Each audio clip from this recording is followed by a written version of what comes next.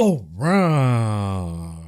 Today is Wednesday, March 8th, and this is a recap for the stock market activities today. Now, folks, I got a good one for you tonight, and I mean that. This is one of those shows where you gotta grab the pen and paper, get your tablet on, roll your sleeves, because I'm about to give you a booster. No, I'm kidding, but we got a lot to cover. To begin with, it was day number 2 for JP visiting DC. He actually lives in DC, but he was at the brothel at DC today. And every time JP testifies in front of the Senate or the House, I kind of feel bad for him. I mean, he sounds like the smartest guy in the room. That's how dumb your beloved leaders are. They have zero intelligence at all. They're a bunch of high school girls. Oh, Chairman Powell, the other team is bad. Did you see what the other team is doing to this country? And Jerome is like, okay, bitches, you're wasting my time. Do you have legitimate questions or what? Anyways, I thought the dumbest encounter was with Congresswoman Rashida Tlaib. I mean, she had a legitimate point, but she could not get the question out. She kept going back and forth, babbling nothing but gibberish, when she could have said, Chairman Powell, I got 5 minutes. So here it is. Do you think price gouging is impacting inflation? Do you have any studies that can give us numbers or statistics? What is the contribution of price gouging in the current inflation rate that we have right now? But no, she went into a rambling and babbling all over the place, confusing Powell. It's just stupid. But anyways, since a lot of folks in the House and the Senate believe that the inflation that we have right now is due to Putin or due to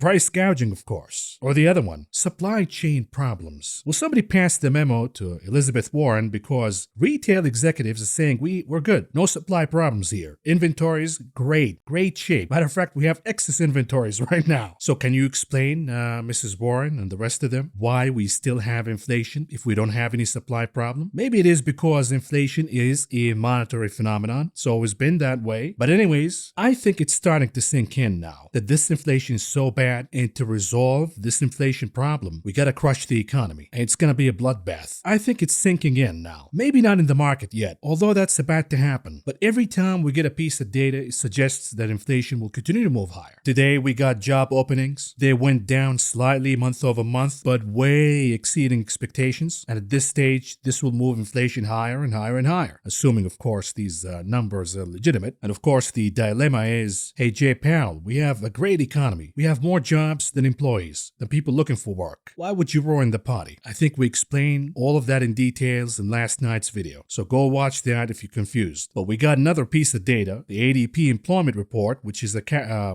leading indicator for the upcoming and most important non-farm payrolls coming out of the Bureau of Kitchen Statistics on Friday. And guess what? The ADP came out hot. 242,000 jobs were added in the month of February. That is exceeding expectations, but as we say, the devil is always in the details. For example, small businesses lost 56,000 employees. These are the 1 to 19 employees. Let me tell you something, just anecdotal evidence here. I know somebody who owns a bar, 24 hours bar in Vegas, where they serve food at night, and he says that we closed the kitchen. No more food past 11 p.m. You know why? Because we don't have any cooks. We don't have any staff. Nobody wants to work at the kitchen. Even though we offer $25 an hour, nobody wants to do the job. We can't find employees. Do we go to 30, 35? And then what? My ass is going to be on the line. If I do that, I'm going to have to raise all of these prices with my customers. I can't do that because my customers are going to leave. So this is the dilemma that we have with small businesses. But anyways, 20 to 49 employees lost 5,000 jobs last month. But the good news is, or maybe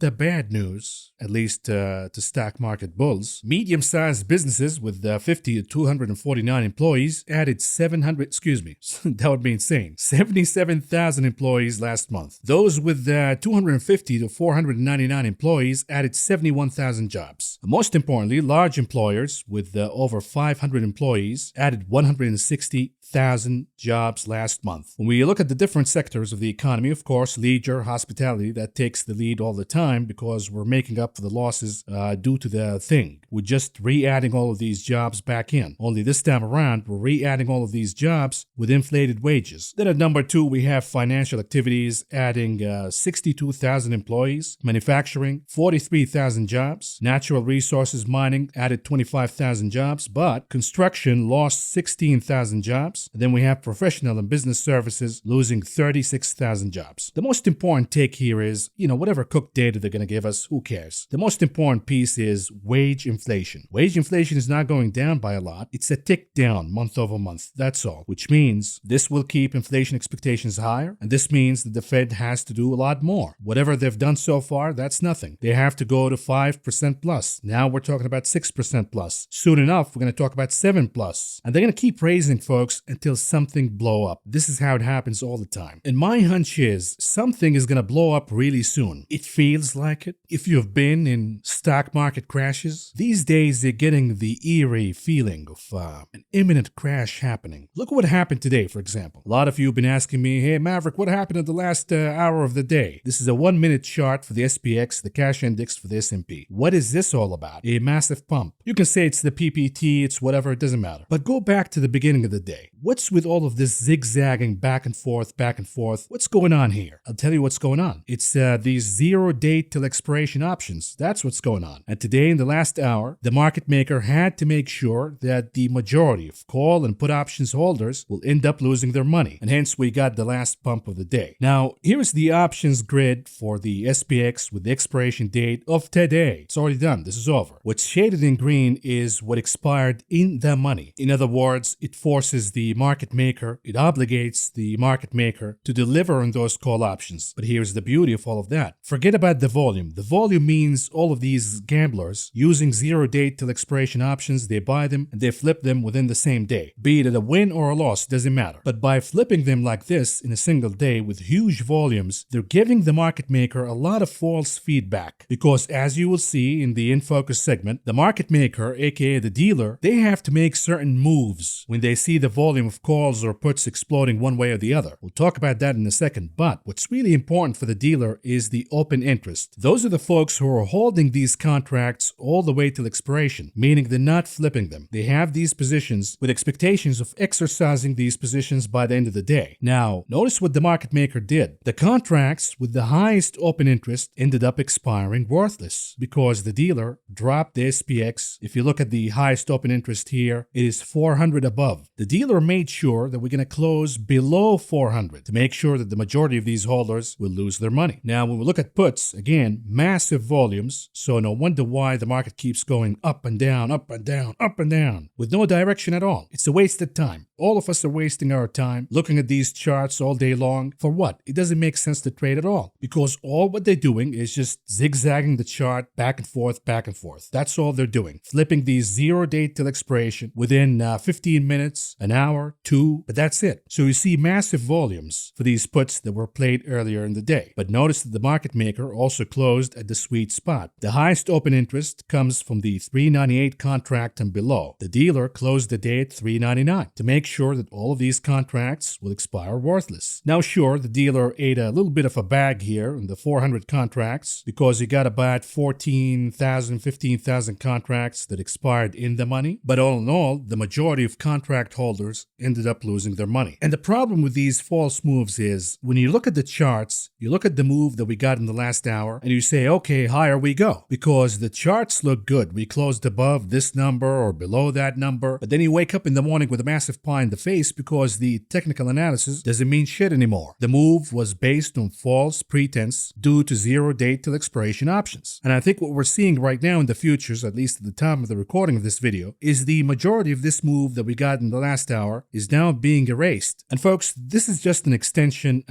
a symptom of a disease that we have in our society right now, which is a gambling epidemic. Folks are gambling on anything. Casinos are full, options trading, stocks, football, basketball, face-slapping matches, dogs, 2 slugs racing. They bet on anything. It's insanity. People have no respect for their money anymore. And it is a symptom of excess liquidity in the system. It is a sign for Jerome Powell that the job is way, way far from being done. And look what happened today. We have the WWE now. They're asking regulators to allow betting on WWE matches in Michigan and Colorado. And if you happen to be a wrestling fan, I hate to ruin it for you, but these matches are all scripted. I know, I felt bad when I found out that Hulk Hogan is fake, but it is what it is. You're gonna start bidding on matches with predetermined outcome. And of course, Vince McMahon is like, okay, if these monkeys want to gamble, here it is. I'll open gambling. I'll become the house and take all of your monkey money. And by the way, some would argue that the stock market is also scripted and the dealer already knows the outcome ahead of time. Keep that in mind. Now that we talked about stocks and 0 day till expiration options, let's dig deep into it, and here it is. In focus tonight.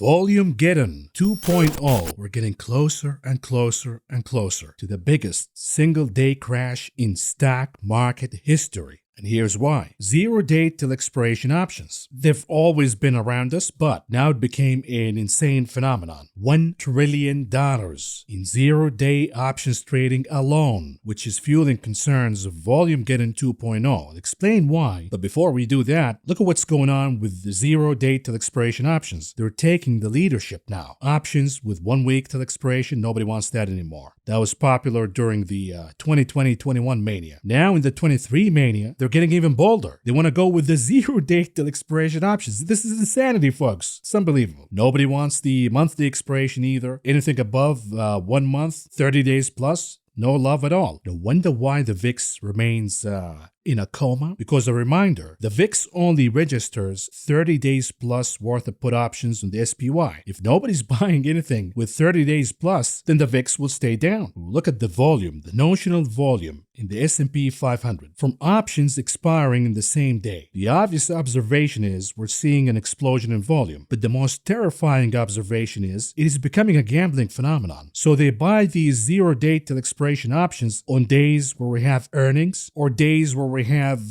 releases of major macroeconomics data, which makes the jobs report on Friday nothing short of the Super Bowl. This is not a stock market anymore. When you talk to the Uber drivers and they say, oh yeah, the jobs report is coming on Friday, I'm thinking SPX 4,000 puts. Okay. I mean, I remember back in the dot-com days when cab drivers would talk about, oh, this is the new hot dot-com stock. You got to buy this to the moon, brah. And it happened in 2020 and 21 again. Now folks are talking about major macroeconomic events as if they were sport events. Unbelievable. And the reason is there is no excitement in buying anything more than a day till expiration. When we look at positive delta, this means basically how much are you going to make if you're buying call options and then we see stocks moving higher. You're not going to make a lot if you buy longer dated options. The money you're making is going down and down and down. But when it comes to these shorter expiration options, specifically the 0 day till expiration, you can make a lot of money if you get it right. Fast, quick. This is what the public wants. And the risk, of course, is you can lose everything in a single day. If the trade goes the other way, you're done. It's over. There is no repair. There is no cut your losses. There is no let's roll or open a spread. None of these are viable options with 0 day till expiration options. Now you might ask, hey Maverick, what is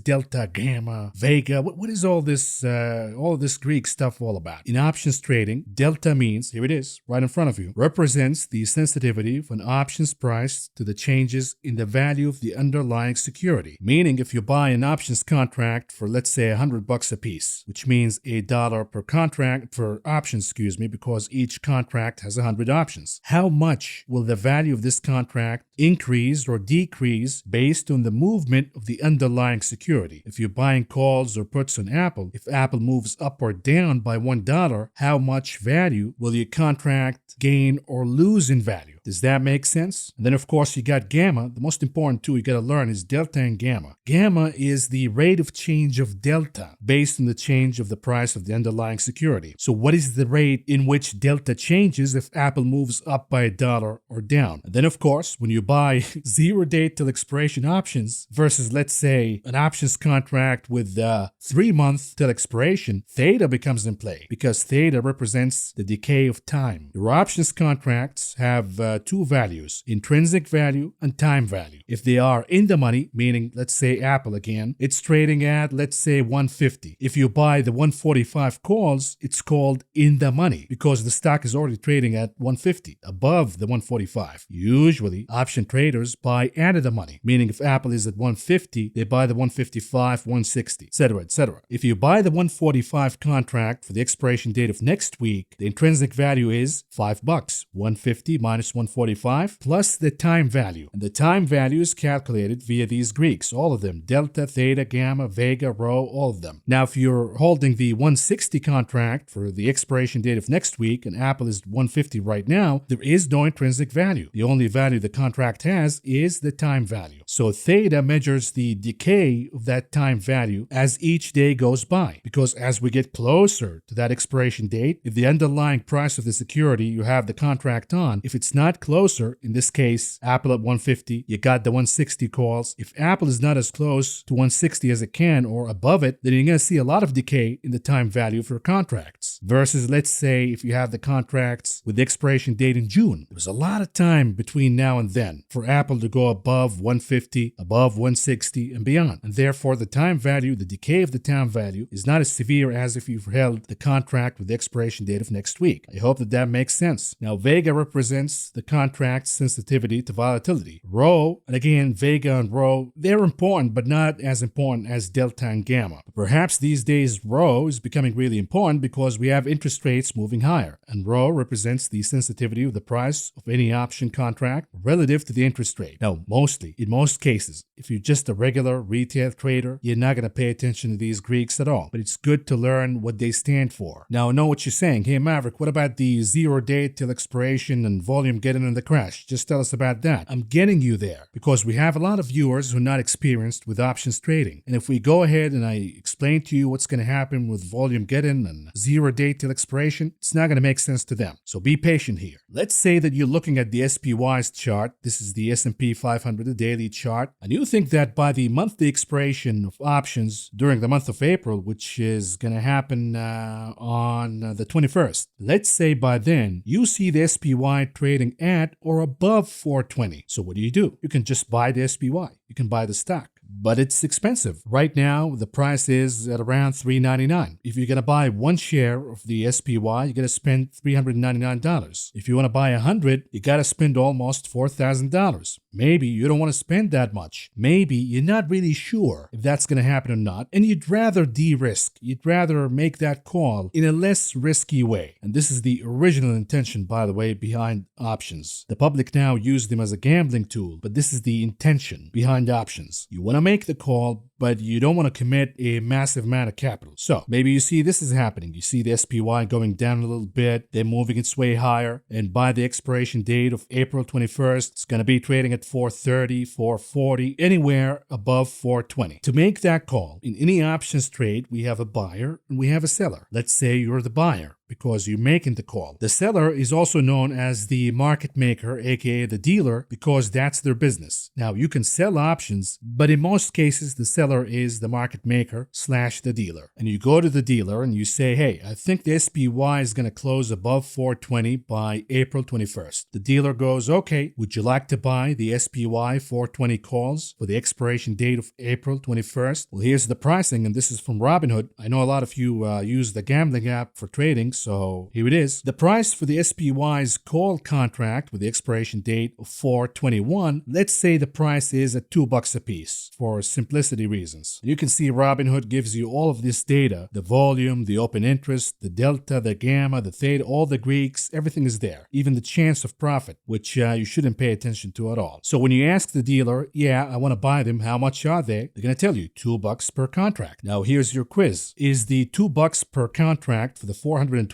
calls with the expiration date of 4/21, is the $2 intrinsic or time value? The answer is time value, because the contract is added a money. The contract has no intrinsic value. Now you ask the dealer, what happens if the SPY, if my prediction comes true and the SPY closes above 420 comes April 21? The dealer says you have the option. Remember, this is why we call them options. You got the option to exercise your contracts and you own shares of the SPY at 420 apiece. Let's say at that time the SPY is at 440. Now you can buy it at 420 and you capture the $20 difference as a gain. Instead of buying the SPY right now, you bought it via options instead. So instead of spending $4,000 to buy 100 shares of the SPY right now, you only spent $200 buying one contract. And you know what? Your prediction is now true. Now you can buy the SPY at 420. Congratulations. But in most options trading, it doesn't happen that way, meaning exercising the option. Most options traders, they flip these contracts for profits. So the dealer says you have the option to exercise, or you can close it for the intrinsic value, which is $20. The difference between the current price at the time, $4.40, let's say hypothetically speaking, and your contract is at $4.20. You got $20 difference between the current price and your contract. That's the intrinsic value. You can flip it, take the profit, and go home. Now, as we get closer to the expiration date and it becomes more likely that the SPY will indeed close above 420 by the expiration date, guess what? The dealer doesn't want to be in that position. The dealer would rather buy these contracts for you for less than $20. So they'll offer you $15, $10 a piece. And most options trading happen that way. The contracts are flipped and closed before the expiration date, capturing the time value more than the intrinsic value. But let's keep it simple here. You say, okay, wouldn't you lose money if that happens? Because you're selling me the contract for $2 a piece, but if my prediction is right and the SPY is at 440 by the expiration date, you're going to eat a massive bag here, dealer. You're going to buy it from me for $20 a piece when you sold it to me for $2. You're down 18. The dealer's response is, yeah, but my bet is I'm hoping that the SPY will actually close below 420 by the expiration date, in this case, April 21, and you lose all your money. There is no value. You can't exercise because your contract closed out of the money below 420. The SPY is, let's say, at 410 by the expiration date. And there is no time value anymore. This is what the dealer is hoping for. But then you ask and you say, but what is your backup plan? In case I'm right and you're wrong, here's the dealer's plan. When I sell you these contracts, in this case, the SPY's calls 420 with the expiration date of April 21, I immediately buy shares of the SPY as a hedge. So remember, when you buy one contract, that one contract has 100 options. Each option represents one underlying share of the stock. So if the dealer is selling you one contract with 100 options, they have to buy 100 shares of the SPY. And the reason is, comes the expiration date, in this case, April 21, and the SPY is trading at 440, they're not going to lose money because they already got the shares. They bought them at the current price right now, and they're going to deliver it to you at 420. Doesn't matter. They're making money. And oh, by the way, they already got the $2 per contract that you paid to open these contracts. All in all, the dealer is good. The dealer is fine. He's happy for you. Now, what about put options? Similar story. You look at the SPY daily chart. Maybe by April 21, you see the SPY trading below, at or below 375 instead. The same conversation. I think it's going to go below 375. Give me some 375 options with April 21 expiration. The only difference is the way the dealer hedge against that is not by buying the SPY, but by selling it, by shorting it. That way, if indeed your prediction is right and the SPY goes below 375, they already sold the stock.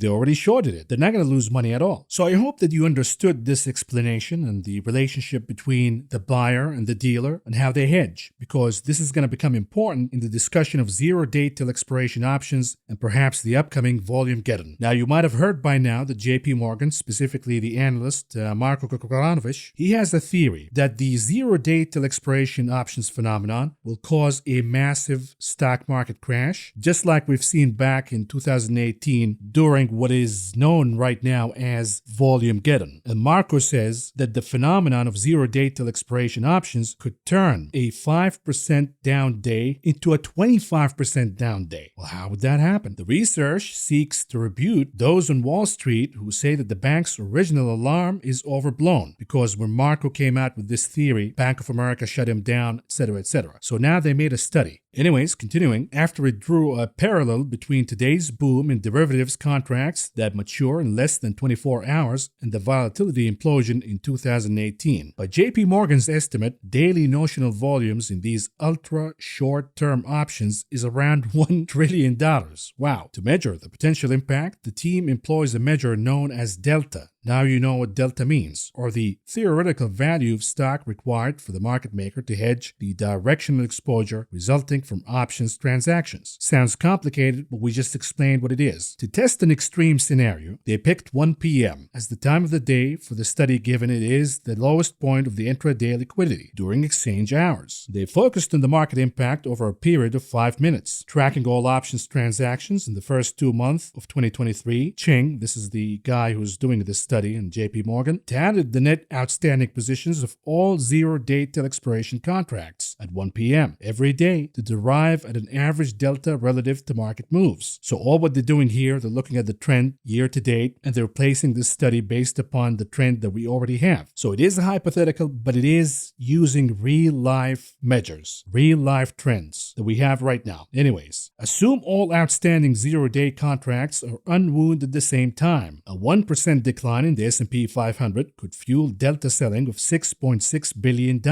which corresponds to an extra loss of 4% during thin trading, their model shows. So it's supposed to be 1, but because of the timing in having less liquidity during that time, the loss will be exacerbated to 4%. Now listen to this. In a scenario where the S&P 500 tumbles 5%, the average selling from options dealers could increase to $14.2 billion and drag the market down another 8%. In an extreme case, such as rout could lead up to $30.5 billion of delta selling, or ahead of 20%. And this is what they're using. If the initial shock to the market is, let's say, at around 4% due to whatever catalyst, the zero-day till expiration phenomenon will produce a loss exceeding $20 billion. And that alone will exacerbate the 4% drop to become almost 15%. Now, why would that happen? Again, the dealer and how they hedge. And this is from CNBC. When you buy these zero-day till expiration options, again, remember the dealer has to hedge. You're buying calls, they have to buy the stock. If you're buying puts, they have to sell it. Now, on the other side of the trade, the parties receiving the premium, typically market makers, have to hedge their positions by buying the underlying asset. If these options get popular, their hedge would be bigger too. So when we see a stampede on a certain option, the dealer has to buy more. And this produces what it's known as a gamma squeeze. We see massive rallies higher. But here's the problem. If there is a big move where these options get in the money, remember, in the money, meaning you buy the 400 contract and now the SPY is trading at 405. That's in the money. And sellers cannot support these positions, meaning they forgot to hedge or they did not have the opportunity to hedge properly. In the case of calls, they have to buy a lot more. They have to panic and stampede on buying whatever underlying stock these contracts are for. And this could produce a massive move. Kalanovich says forced covering would result in a very large directional flow. These flows could particularly impact markets given the current low liquidity environment. Now here's the important part by Ivory Johnson, a financial advisor at whatever wealth management, doesn't matter. Here's what they say. The concern is if the volatility explodes, this can facilitate it. Especially, listen to this is really important, especially if they do it on the downside. And then all of a sudden you get more selling pressure. It is going to cause more and more hedging. So the more people that are doing the same thing, the more that volatility can explode. In English, let's say we have a major downside day for whatever reason. Geopolitical news, macro news, Fed news, doesn't matter. And the SPY is down 4-5%. And then we see a stampede on those zero-day till expiration options. And they become in the money fast. And the dealer did not have the time to hedge. Now they have to panic. And they have to sell more and more and more of these shares. In this case, the SPY, for example. And this will exacerbate a down day that was supposed to be 4-5% and make it into a down day worth about 20%. Now, to be fair, here's the rebuttal by the critics of Marko Kolanovic and his theory. Take a look.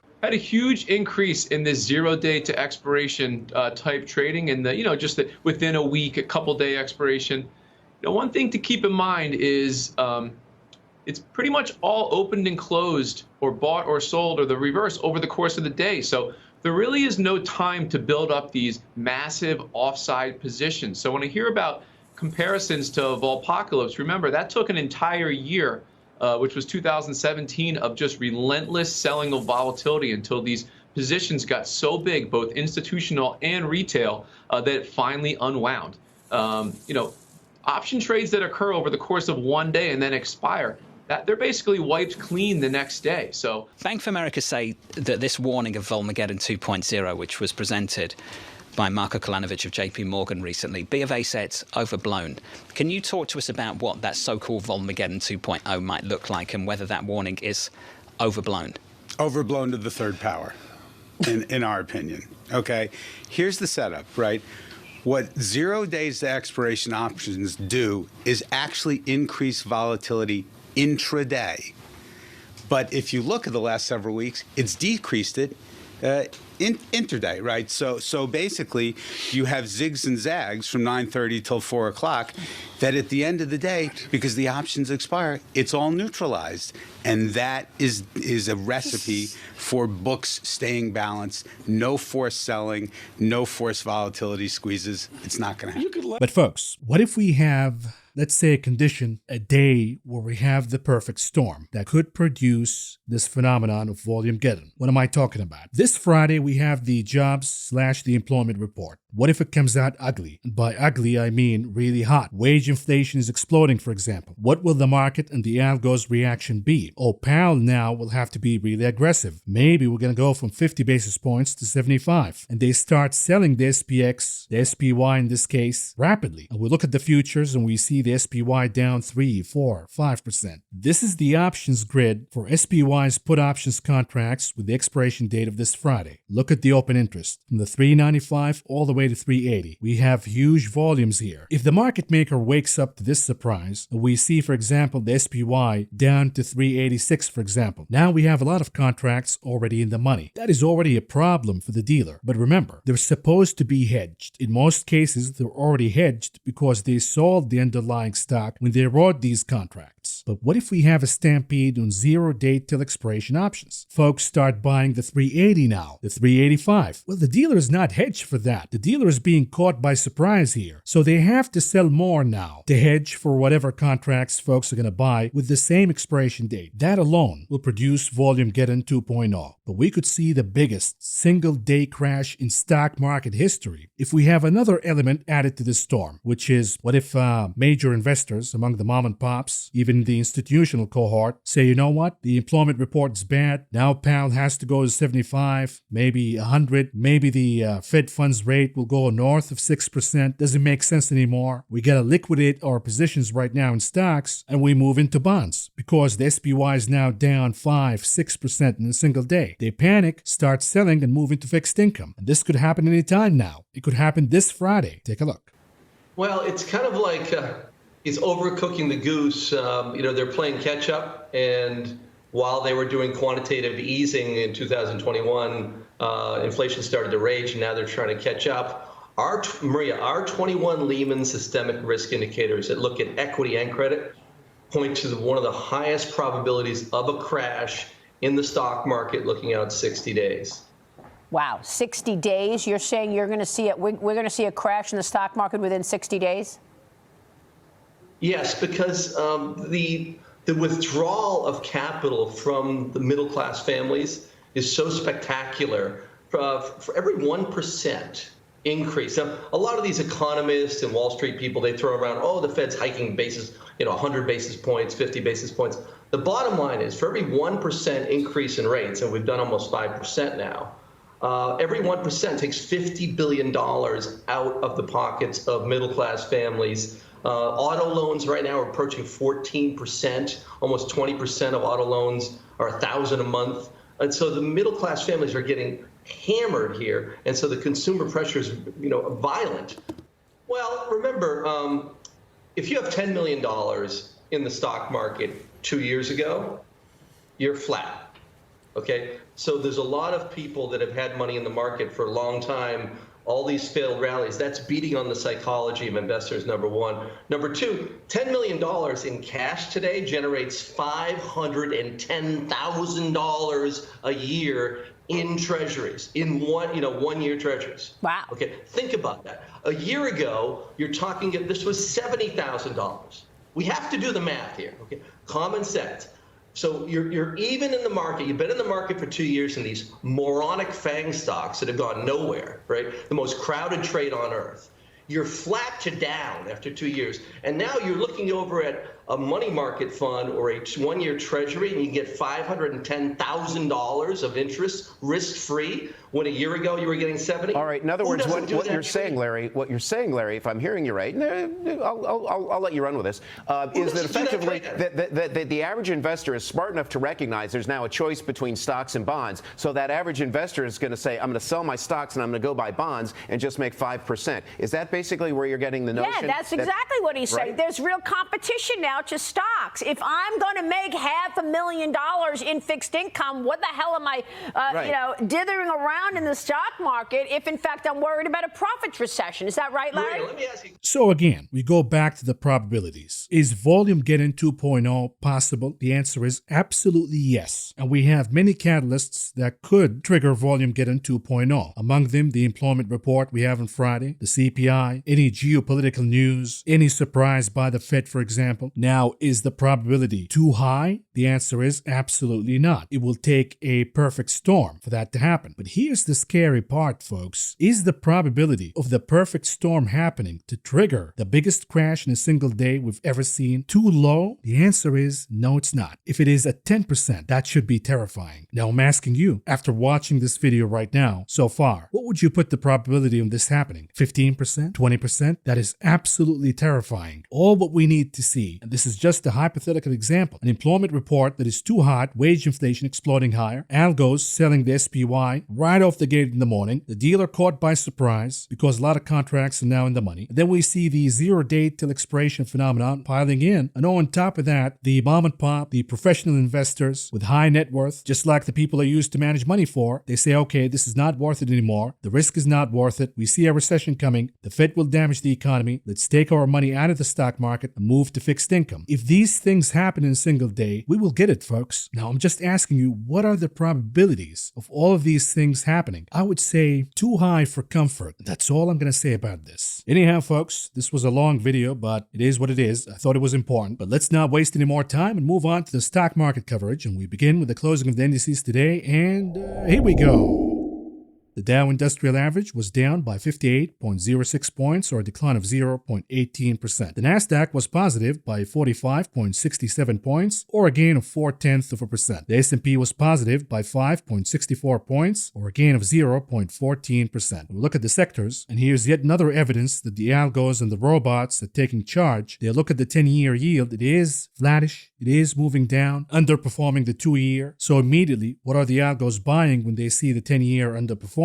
They buy 10-year yield-sensitive sectors, including real estate coming up number 1, capturing the gold medal, technology at number 2, the silver medal, number 3, utilities, the bronze, all yield-sensitive. But the dollar is sending another signal, which is, the Fed is going to be aggressive now. And Fed aggression, tightening of the monetary policy, what is the purpose behind that? Crushing commodities inflation. So we see energy leading the pack to the downside. On to the advance to decline ratios, NYSE 43% advancing versus 56% declining. The Nasdaq 38% advancing versus 59% declining. Here it is, on to commodities. The dollar was up, then it went down, almost flattish for the day. But the message is clear here. Energy commodities are getting the memo. They're saying, okay, the Fed is about to get aggressive. Commodities traders are dumping oil. Not just oil, but natural gas, heating oil, gasoline, RBOB, all down for the day. Yet they've been dumping metals for a while now. So in a day when we see the dollar down, we see metals relatively outperforming energy. We have gold down, silver down, platinum down, but you got copper up north of 1.25%, and platinum also closing in the green. When it comes to softs, mixed picture here, but we have sizable declines for the recent winners, OJ and coffee. They're both down big. The rest flattish for the day. When it comes to meats, flattish activities for live cattle futures, but we have decent gains here for feeder cattle and lean hogs futures, worth about 1% apiece. When it comes to grains, flattish across the board, but the losers led by rough rice, wheat, and corn futures. The winner continues to be oat futures, adding about 2.25% worth of gains today.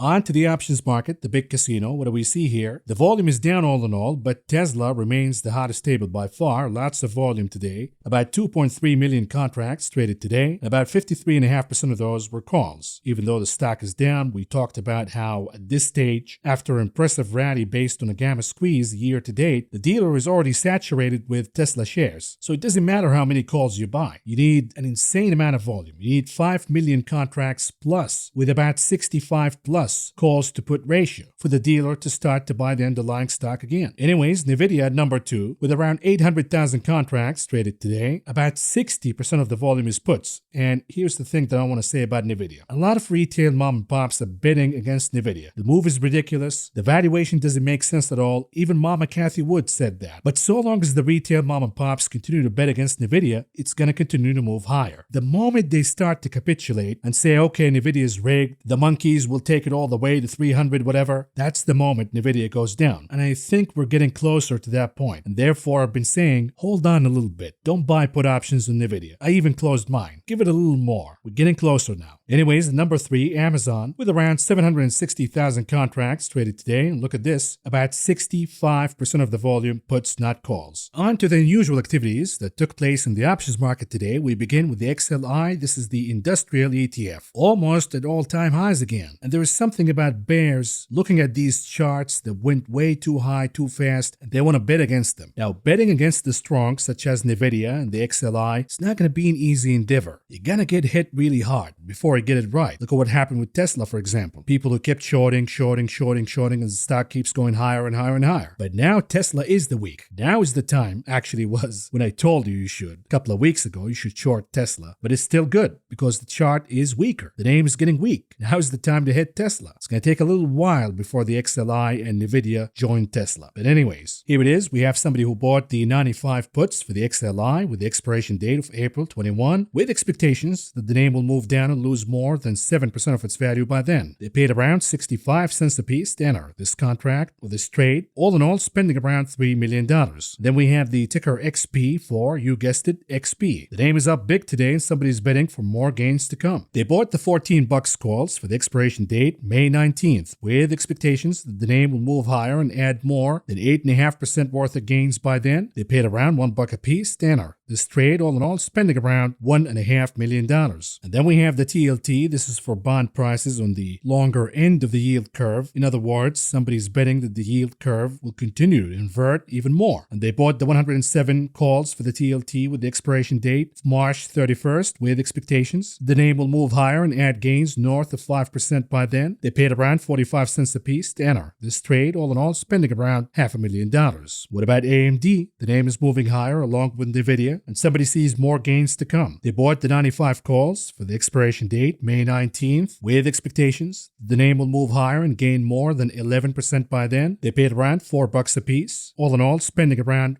$4 million. Last but not least, and this is probably an insider trade, because after the bell we got the news that Silvergate Bank is kaput, it's gone, bankruptcy, it's over, and therefore cryptos are down big right now. Another bank involved in cryptos is SBNY for Signature Bank. So somebody got the news, and instead of betting on Silvergate because put options were really expensive, they were smart enough to bet against this name instead, and they bought the 80 bucks puts for the expiration date April 21st, with expectations the name will go down and lose more than 22.5% of its value by then. They paid around $2.70 a piece to enter this trade, all in all spending around $1.5 million.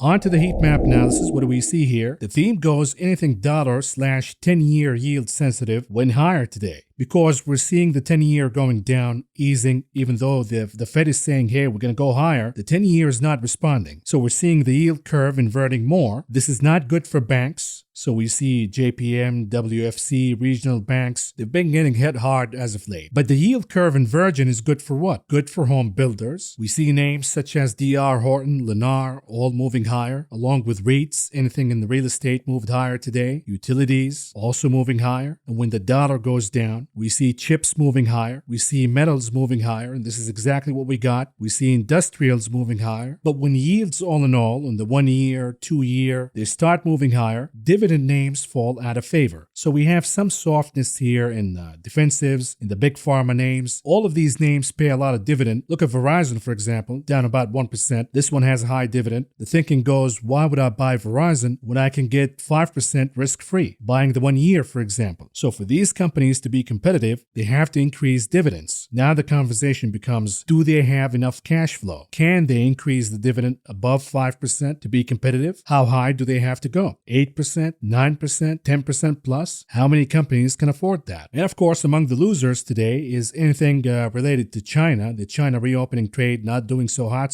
especially when it comes to the energy cohort, not doing good. Alibaba was down about 2%, but we have mixed signals here because you got chips up, metals up, but that could be attributed to the dollar moving down a little bit today. Yet, of course, the biggest loser is Tesla, down about 3% for the day. Why is this happening? You could attribute it to the investigation that we got today by the auto safety regulators, because apparently for certain models, the steering wheel comes off the vehicle. Wow. But again, was it really the steering wheel news? Of course not. So a lot of folks bought a lot of Tesla call options, bought a lot of shares in anticipation of the revelations of Grand Master Plan 3 or whatever. That was a bust. Now they have to unwind all of these bets. When it comes to the ETFs heat map, what do we see here for the day? Again, anything yield sensitive went higher, at least in the 10-year, the XLU, utilities, IYR, for real estate. But we see underperformance by banks because we have yield curve inversion. And again, with the Fed threatening they're going to crush everybody's heads and raise rates significantly higher, folks are taking profits from the energy trade, the XLE, XOP, OIH, even natural gas was down big today. We still have this excitement about AI and the SMH for chips, and that is keeping it afloat for now. And then when we look at internationals, mostly positive but soft, the majority of the gains coming from the EWZ Brazil, moving higher by about 3% for the day. Now let's do some charts and then wrap it up. When we start with the SPY, the S&P 30 minutes chart, what do we see here? We talked about the zigzagging back and forth. It was supposed to be an ugly day, and folks in my Discord know exactly what I mean. It was supposed to be an ugly day, and then came the 0 day till expiration stupidity, and it got us above 398, which is an equivalent of a rescue, because every time we get a closing below 398, we see a lot of demand for the VIX. We will look at the chart right now. We have a closing above 398, which is positive, but be careful here. We could have false signals because 0 day till expiration. We were supposed to close below 398, but then came the buying. So you know the story. This could be a false signal, but let's read it as it is right now. The next resistance become 401.2, but that is far away right now, so we have a soft resistance at around 399.10. We're almost at that number right now. You look at the RSI, it is firming up. You look at the MACD, firming up from the 30 minutes perspective, but my hunch is, folks, we have a false signal here, and it's going to be all about the psychology tomorrow. If the expectations are we have a hot jobs report coming, we have a lot of indicators that that will be the case, then we will see a lot of hedging, a lot of de-risking before that comes out. So maybe we're going to have an ugly day in anticipation of the jobs/employment report tomorrow. Keep that in mind. When we look at the daily chart, what do we see here? The good news for the bulls, we still have a closing above 3,960. Now, a lot of folks say the number is 4,000. We'll talk about 4,000 in the SPX, but for now, for the futures, my number is 3,960. The RSI firming up a little bit, but almost at negative divergence again. The MACD indicator is showing an increasingly alarming look right here, which is it was supposed to cross, it was supposed to show green impressions in histogram indicating bullish momentum, but it is curling its way down as if it is not done with the bearish momentum. Usually that produces massive down days, so keep an eye here. And here it is, the SPX 5 minutes. Today we got a double rejection at around 4,000, and down we went all the way to the next support at around 3,960. And I gave the members all of these numbers right off the gate in the morning today. Out of support, what do we got? A bounce, a retest at an important line that I identified midday, which is 3,981.35. Didn't make it at the first retest, and then came the covering by the dealer with a 0 day till expiration stupidity. We got the pop. And now it looks like a bull flag consolidation pattern. Looking at the chart, we're supposed to go to 4,000 again. But what if this is a false signal? Then down we go. It's going to be ugly tomorrow. Qs, 15 minutes. Similar story with what happened in the SPY. It was supposed to be an ugly day because we got above the important support/resistance at around 297.76. Didn't make it. We moved down. The dollar caught support at the same time, but then came the 0 day till expiration, and now we have the false signal could be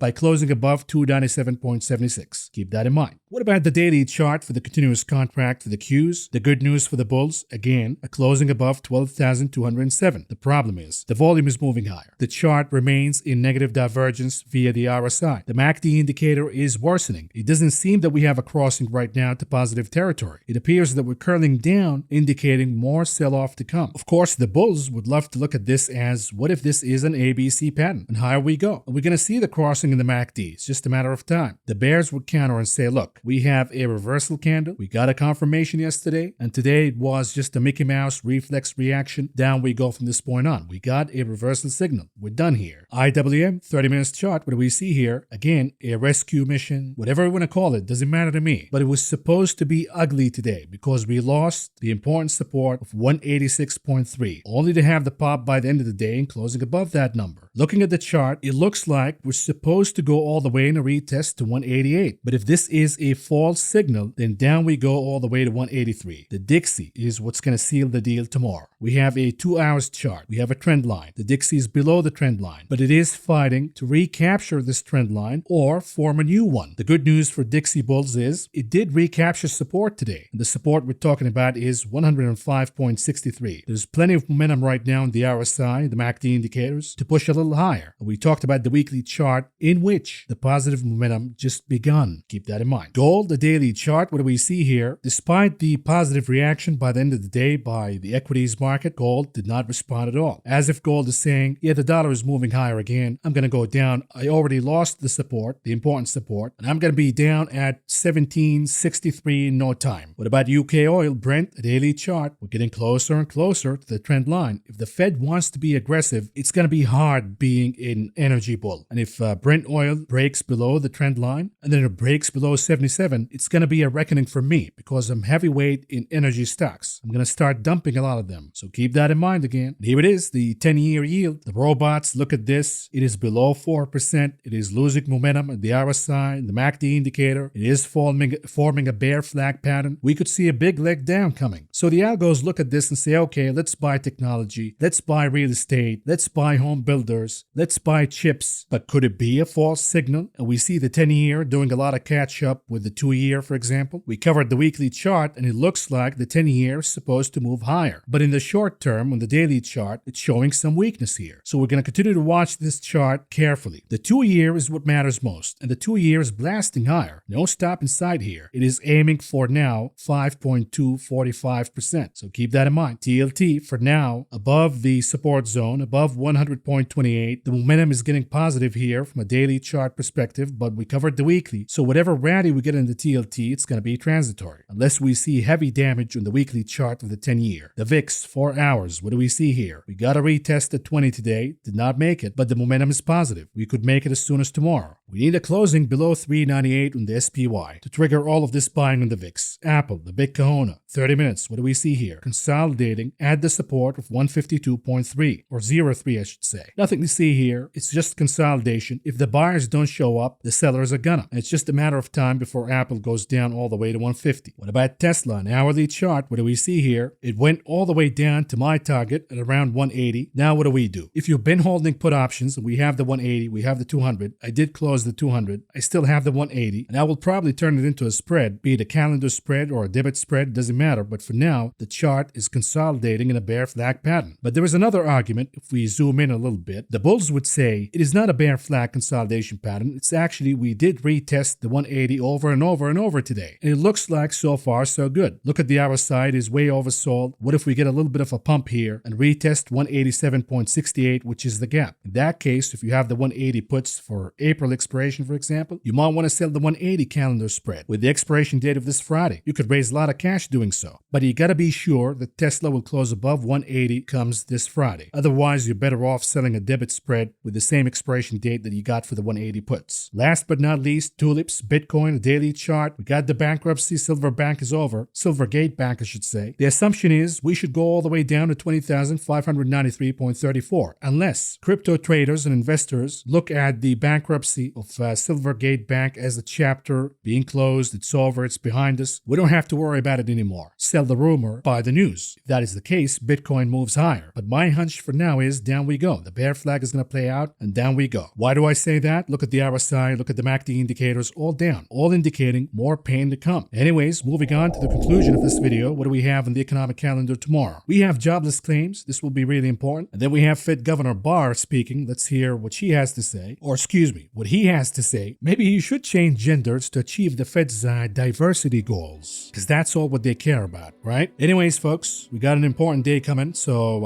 I hope you enjoyed the video. And if you did, you know the deal. Like, subscribe, the bell, join our membership program, do something here. But for now, this is all I got for you. So thank you for listening. Thank you for watching. And I will talk to you again tomorrow. Good night. They called it Black Monday. No shit. By 4 p.m., the market had dropped 508 points. The biggest plummet since the crash of '29.